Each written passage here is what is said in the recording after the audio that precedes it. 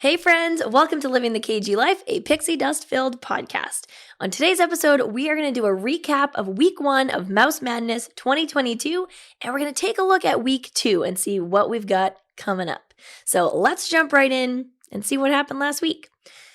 Now, we had some standouts in terms of matchups and wins and big losses. So in our Pixar round, man, shout out to Toy Story, absolutely dominating the game. They won 99% to 1. Poor Soul. If you haven't watched Soul yet, please go watch it. It's an incredible movie. Don't let these standings deter you. It's a fantastic movie, but I will say Toy Story is one of my all-time favorites. So if you haven't watched that in a long time, go check that one out as well. Now, with Toy Story winning across the board, that actually is going to lead us into some really interesting matchups next week where we'll actually have some of the Toy Story movies going up head to head. I don't know how that's going to go. That's going to be emotional for me, but we'll see what happens. In our live action division, this one was, I think, the most wild to watch. There were so many close calls. There were so many that flopped back and forth in terms of who was going to win. There were some that sat at 50-50 for like hours. So we were really watching those ones pretty close. The biggest surprise to me, I think, was Mighty Ducks and D2 Mighty Ducks, both out on the first round. Now, Mighty Ducks, the original, was the number 1 seed for the whole live action division, and it was taken out by Mary Poppins. Mary Poppins took out Mighty Ducks. They were the 16th seed. So they are coming into this next week with some serious momentum.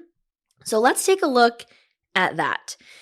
Next week, week 2, Mary Poppins in the live action division. Like I said, they've got a lot of momentum coming in here, but they're going up against a Titan, if you will, with Remember the Titans. So that's going to be a really interesting one to watch and see how that one goes. Like I mentioned before, in the Pixar division, we've got Toy Story 2 and 3 going up head to head. Now, Toy Story, like I said, is one of my favorite franchises all the way around in the Disney Pixar world. In Toy Story 2, we learn more about Woody's backstory.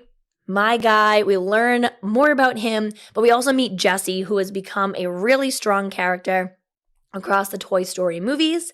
We have one of the most gut-wrenching moments in animation history. If you've seen Toy Story 3, you know what I'm talking about.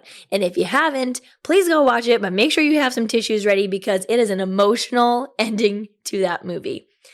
So let's see what happens there. Toy Story 2 or 3, which one do you have? In our post-2000s division, this is another tough one for me. We've got Tangled versus Moana. In the Disney princess realm, although it is technically a princess up against a chief, this is going to be a good head-to-head matchup. Both stories have such great adventure and discovery and women's empowerment, especially in Women's History Month for March. This is going to be a great matchup. These two are both fairly close in age. Tangled is from 2010, Moana is from 2016, but they both have such strong roots with their characters, with their fan bases, so I will be very curious to see who takes it in the post-2000s Tangled versus Moana matchup. And our last matchup that we're going to really take a look at and see what happens is in the Classics division. We've got another tough matchup with Cinderella and Aladdin, two gigantic Disney films that have carried through for years. Cinderella is from 1950 and Aladdin is from 1992. So again, those 90s kids, we've got these great movies that are really still holding strong, but both movies have characters that have really lived on through the years. Cinderella, it's Cinderella, right? Like Cinderella is always going to be is going to hold an incredible part of everybody's heart, especially lots of folks who love Disney princesses. And then Aladdin, every character in Aladdin was so great to watch. Aladdin, Princess Jasmine, Genie, Jafar, great villain. There are so many great characters that tell up that entire story.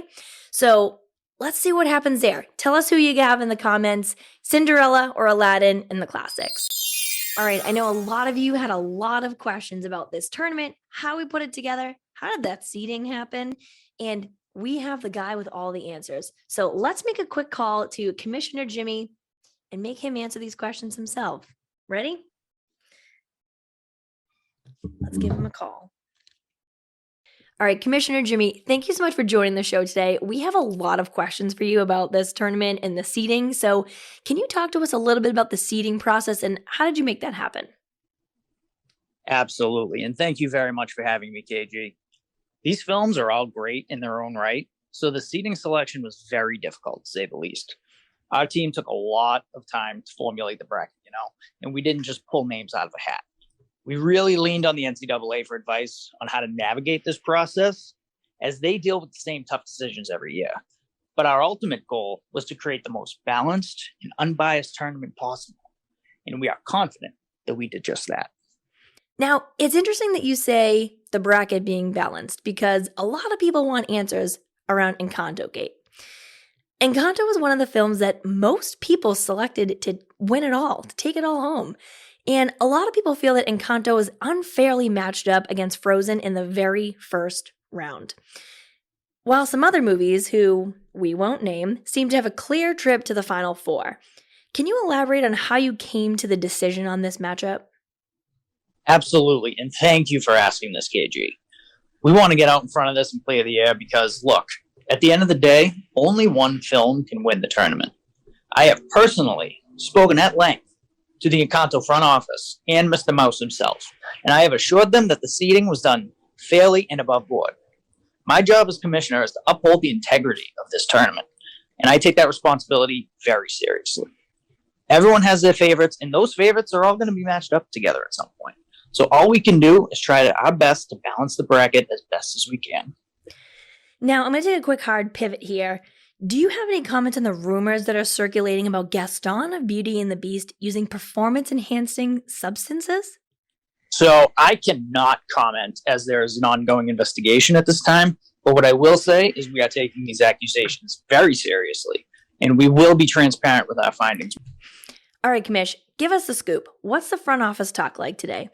Were there any moves that surprised you? Big upsets, exciting wins? What are you guys talking about over there? Absolutely. I think there's been a lot of talk today around the water cooler about the Mighty Ducks, the D2, the Mighty Ducks. Both of those films losing in the first round. We did not see that coming.